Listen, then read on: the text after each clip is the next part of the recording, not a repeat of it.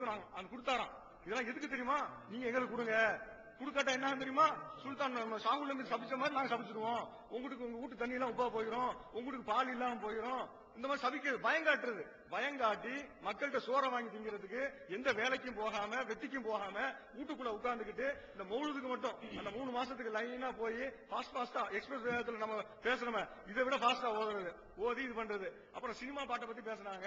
Cinema ராகம் போட்டு பாடி அதை பயபக்தி நீங்க நினைச்சுக்கிட்டு இருக்கீங்களே, அதையே கேவலப்படுத்திக்கிட்டு இருக்கு. நீங்க நாங்க சினிமா பாட்டு படிச்சோன்னு சொல்லிட்டு இருக்கீங்க. நீங்க தான் அத்தனையும் ஒண்ணுக்கு பின் முரணாக செஞ்சுட்டு இருக்கீங்க. அப்புறம் மூசா நபியை பத்தி சொன்னாங்க. மூசா நபி மூத்தா போன பிறகு உதவி செய்யறாருன்னு சொல்லிட்டு, அது அல்லாஹ் குர்ஆன் நம்ம ரசூலுல்லாஹ் ஹதீஸ்ல சொல்லி இருக்காங்க. நம்புறோம். ரசூலுல்லாஹ் சொன்னதுக்கு பிறகு நமக்கு ஆதாரம் வேண்டியது இல்ல. ஏன்னா நம்ம குர்ஆனும் ஹதீஸும் தான் ஆதாரம். இப்ப நீங்க என்னமோ சொல்றீங்களே, நான் 100 தடவை 1000 தடவை கூப்பிட்டா மொய்தீன் வருவாருன்னு, அதை நாங்க நம்பல. அதை நீ நிரூபிச்சு காட்ட வேண்டிய கடமை உங்க மேல இருக்குது. ஒண்ணு நீங்க எப்படி காட்டணும்? குர்ஆனிலும் ஹதீஸிலும் இருக்கிறது.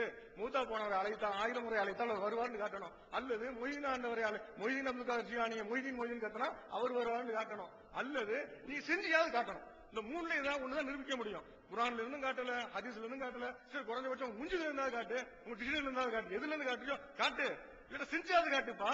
அவர் 1000 தடவை உட்கார்ந்து கத்து, நான் அடுத்த முறையில பேசாம இருக்கிறோம். நீ 1000 தடவை 12 ரக்கா சொல்லுவாங்க, 1000 தடவை உட்கார்ந்து மொய்தீன் கூட்டமா வேணாலும் கத்துங்க, தனியா ரூம்ல கதவை குடிக்கலாம் கத்துங்க, கத்தி ஒரு கூட்டம் காட்டுங்க.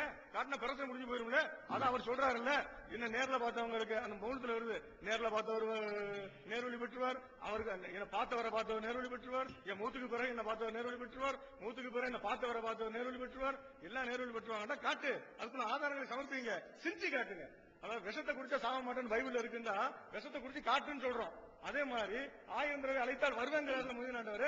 அவர் சொல்றது பொய்யா நீ எழுதி வச்சிருக்க, அவர் சொன்னாரா இல்லைன்னு தெரியாது, நீ எழுதி வச்சிருக்கிற, நீ பொய்யாக எழுதி வைத்திருக்கிறாங்கிறதா எங்களுடைய வாதம். நீ சொல்லி இருக்கிறது உண்மை என்றால் நீ அழைத்து 1000 முறை நீங்களை அழைத்து காட்டி மொய்தீன் சேர்ந்து அவைக்கு வர வைங்க. இந்த எழுதி இருக்கிறது உண்மையை நாங்கள் ஒத்துக்கிறோம். அப்படி இல்லை என்றால் இது போய் நாங்கள் எங்களுடைய வாதங்களை எல்லாம் நாங்கள் நிரூபித்துக் கொண்டிருக்கிறோம். நாங்கள் கேட்ட கேள்விகளுக்கு இதுவரைக்கும் நீங்கள் எந்த கேள்விக்கும் பதில் சொல்லவில்லை.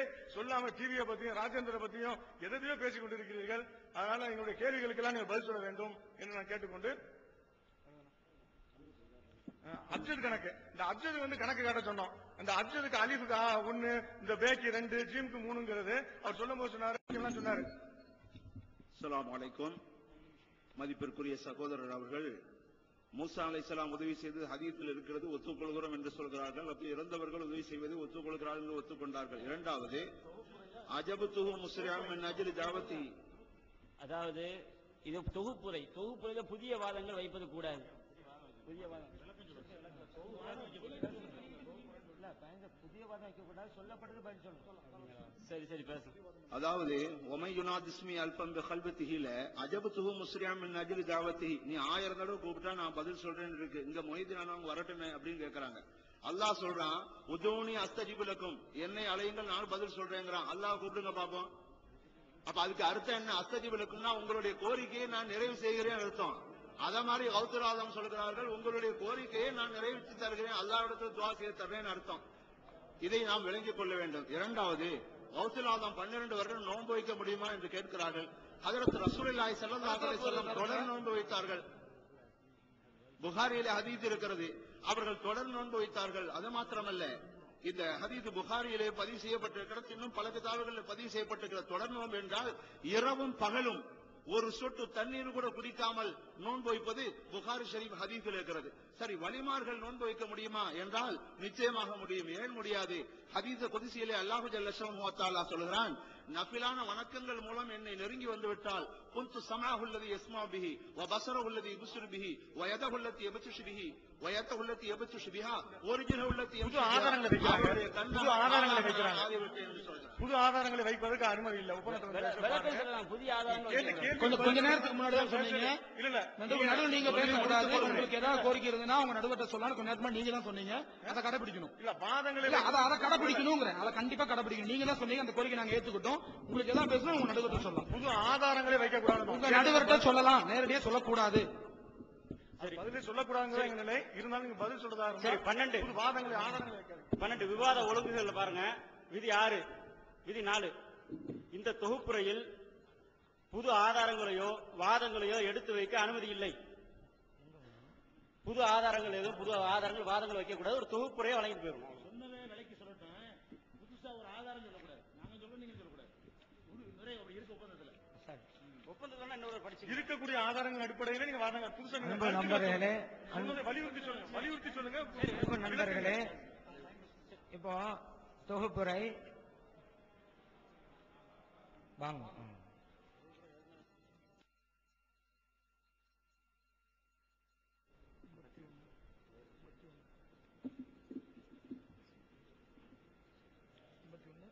அன்பு நண்பர்களே, இதுவரைக்கும் நடைபெற்றதனுடைய தொகுப்புரை. இப்ப குர்ஆன்ல இருந்து ஹதீஸ் எல்லாம் ஆதாரம் காட்டல அப்படிங்கறத கருத்து வைக்கப்பட்டது. நீங்க இதுவரைக்கும் கேட்டீங்க, எந்த தரப்புல இதுவரைக்கும் குர்ஆனோட ஆயத்தும் ஹதீஸ்களும் அதி வைக்கப்பட்டது தெரியும். சும்மா பேச்சாகவே பேசி எவ்வளவு முடிக்கப்பட்டது, வெறும் சம்பவத்தை மட்டுமே பேசி எப்படி முடிக்கப்பட்டது அப்படின்னு தெரியும். இது ரெண்டு நல்லது பாத்தீங்களா தெரியும். ரெண்டு தரப்புல வைக்கப்பட்ட மேட்டர்ல இதுவரைக்கும் குர்ஆனே அதிகமா யூஸ் பண்ணது யார் அப்படிங்கறத தெரிஞ்சுக்கிறோம். நாங்க தான் அப்படி செஞ்சிருக்கிறோம். அடுத்து இப்ப குர்ஆன் ஹதீஸில் இருக்கிறதா சொல்லணும். நாங்களே இதைத்தான் நாங்களும் ஆரம்பத்திலே கேட்டோம். நீங்க இஸ்லாமிய அடிப்படை கல்வி பக்கங்கிறதுல இவ்வளவு எழுதிருக்கீங்க, ஆதாரமும் இல்லாம எழுதிருக்கீங்களே அப்படின்னு நாங்க வச்ச கேள்வி திருப்பி எங்கிட்ட கேட்டா இப்படி அதுக்கு அதை திருப்பி கேட்கறதா பதிலா இதுவரைக்கும் நீங்க எழுதிருக்கிறீங்களா, ஆதாரம் எல்லாம் சொல்லிக்கிட்டு இருக்கிறீங்களா எங்கிறத வச்சோம். நீங்க எங்களை பார்த்துக்கிட்டு ஆதாரம் இல்லைங்கிறீங்க. நீங்க தான் தரணும். நாங்க எங்க 9 என்ன எழுதணும், குர்ஆன் ஹதீஸுக்கு உடன்பட்ட வகையில் இருக்கிறதுன்னு சொன்னோம். முரண்பட்ட வகையில் நீங்க காமிக்கணும். ஒன்னே ஒண்ணு கொண்டு வந்தீங்க, இது வைக்க முடியலையே. அது அந்த நியூஸ் அப்படியே தானே இருந்துகிட்டு இருக்கு. அந்த விஷயத்துல நாங்க வச்சத முடியுமா? எங்க அணியில பேசும் பொழுது இவர் இந்த மாதிரி இந்த நடிகர் வந்தான்னு சொல்லும் பொழுது எங்களோட வீடியோ ஆதாரம் சொன்னாரு, பத்திரிகையில் வந்திருக்கிறது, செய்தி வந்திருக்கிறதான்னு சொன்னாரு. இந்த வார்த்தை யூஸ் பண்ணார் அவரு. செய்தி வந்திருக்கிறதுன்றாரு, செய்தி அப்படியே கொடுத்தாரு. என்ன சொன்னாரோ கொடுத்துட்டாருல. நீங்க திடீர்னு அல்ல பத்திரிகை இருந்தாதான் ஒப்புக்கொள்ளும் அப்படின்னு சொன்னாக்கா மௌலிதல் வச்செல்லாம் பேசுனீங்க, அதுக்கெல்லாம் நாங்க வீடியோ ஆதாரமா கேட்டோம். நீங்க செய்தி வச்சுதானே சொன்னீங்க, இந்த உங்க எழுத்துல எப்படி இருக்கு, அந்த எழுத்துல எப்படின்னு சொன்னீங்க. இல்ல ஒரு நிகழ்வை பற்றி இது சொல்லுவதால் அப்படின்னா அதுவும் நிகழ்வு தான். மௌலிதுல எழுத்த வச்சுதான் நீங்க பேசுறீங்க, நாங்க பதில் சொல்லிட்டு இருக்கோம். சரி இவங்க வயிறு வளர்க்கறதுக்காக வேண்டி மௌலிது ஓதுறாங்க அப்படின்னு ஆதாரம் நாங்க வீடியோ கேசட் தாங்கலாம். எந்த உள்ள எப்படி வயிறு வளர்க்க ஓதுனாங்க அந்த வீடியோ ஆதாரம் வேணும் இப்ப நாங்க கேட்கறோம். தர முடியுமா உங்களால? நீங்க சொல்றத வச்சுதானே பதில் சொல்லிக்கிட்டு இருக்கோம். என்னமோ எல்லாத்துக்கும் நீங்க வீடியோ ஆதாரம் தந்துட்ட மாதிரி நாங்க என்னமோ தரா மாதிரி பேசிட்டு இருக்கிறீங்க. ஆலிமிசாக்கெல்லாம் இப்படி ஓதுறாங்க, வீட்டு வேலை காசுக்கான வயிறு வளர்க்க ஒரு ஆதாரம் தாங்களே. எந்த அஞ்சு உங்களோட வீடியோ ஆதாரத்துக்கு தாங்க. அவர் சொன்னாரு செய்தியில் இருக்கிறது தந்துட்டாரு, அதுக்கு மாற்றம் செஞ்சாரா? சொன்ன இப்படியே செஞ்சுட்டாரு. நீங்க ஆனா செய்தி ஒப்புக்கொள்ள மாட்டோம்னு சொல்லுங்க, உங்க உரிமை, அது வேறு விஷயம். சொன்னது செஞ்சாரா இல்லையா? அது யாரோ ஒன்னா இன்னார் செய்தார் அப்படிங்கிற ஆதாரத்தோட உள்ள செய்தி தான் அது. யாரோ ஒட்டுமொத்தமா வெளியிட்ட செய்தி எல்லாம் கிடையாது. ஒரு நபர், குறிப்பிட்ட நபர், அப்ப ஆதாரம் கூடிய செய்தி. சரி, அடுத்ததாக யாமுஹிதீன் அப்படின்னு கூப்பிட்டாக்கா உடனே வரணும், இல்லாட்ட பொய்யாயிரும். அதே போல நாங்களும் கேட்கலாம் ஒரு பேச்சுக்கு, அல்லாஹ் உதவி செய்வானா இல்லையா? அல்லாஹ் உதவி செய்யும் சொல்லணும். கேட்டு செய்யல அல்லாஹ் உதவி செய்ய முடியாது, அது போய் அப்படி நான் சொல்ல முடியுமா?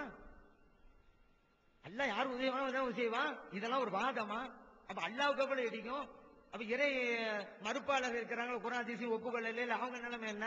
நம்மகிட்ட வந்து கேட்கறாங்க அல்லாஹ் இருக்கா? ஆமா. அப்ப நாளைக்கு வந்துடணும் அப்படிங்கிறோம், வரல அல்ல இல்லையா? என்ன ஆதாரம்? குர்ஆன் ஹதீஸ் ஆதாரம் கேட்டா இதெல்லாம் ஆதாரம்?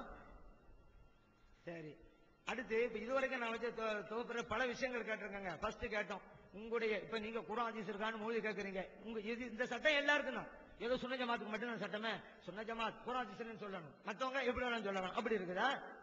அப்ப அதைத்தான் நான் கேட்டோம். உங்க கிதாபுல குர்ஆன் ஹதீஸ் இல்லாதது இருக்குது, ஆதாரமே இல்லாதது இருக்குது, என்ன காரணம்? குர்ஆன் ஹதீஸ் தேவையில்லைங்கிறீங்களா, அல்ல குர்ஆன் ஹதீஸ் ஆதாரம் இல்லைங்கிறீங்களா? இருந்தா ஏன் போடல அப்படின்னு கேட்டோம். இது வரைக்கும் பதில் வரலங்க. அதே போல இவங்க ஒரு நிகழ்ச்சி தான் எடுத்து வச்சாங்க, சகீரத்தை. நாங்க அதுக்கு சிறுமிதான் எக்கச்சக்கமான ஆதாரம், சும்மா இல்ல குர்ஆன்ல எடுத்து வச்சோம். சும்மா முஞ்சதை மட்டுமா காமிச்சோம்? இல்ல இவங்க முஞ்சதை காமிக்கிறாங்க, அதே முஞ்சதை தான் நீங்க காமிச்சு மாட்டிக்கிட்டீங்க. அதே முஞ்சதை நீங்க காமிச்சீங்க, கபீர் மட்டும் இல்ல அதையும் இருக்கு மாட்டிக்கிட்டீங்க நீங்க. அதுக்கும் பதில் சொன்னோம். அப்ப மிக பிரம்மாண்டமானடா மிகச் சிறிய அர்த்தம் வரும். எங்களுக்கு இன்னும் சப்போர்ட்டா நீங்க அர்த்தம் வச்சீங்கன்னு சொன்னோம்ல.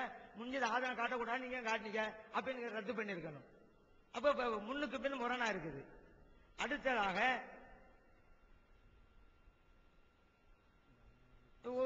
அதுல இருக்கு சிறுமிதாண்டு, ஏன்னு கேட்டாக்கா அது தந்தூர் அனுமதி இருந்தாலும் செய்வாங்க அப்படின்னு இருக்குது, அதனால சிறுமிதான் அப்படின்னு ஒரு வாதத்தை வச்சோம். உடனே ஒரு ஹதீஸ் வச்சாங்க, என்ன தந்தை அனுமதி இல்லாமல் செய்தால் நிக்காஹ் கூடாது, அதுதான் உங்க கொள்கைன்னு கேட்டோம். இது வரைக்கும் பதில் வந்துச்சா? அதுதான் உங்க கொள்கை, மார்க்க சட்டமா? நீங்க குர்ஆன் ஹதீஸ் வழங்குறீங்க இல்ல, உங்க சட்டம்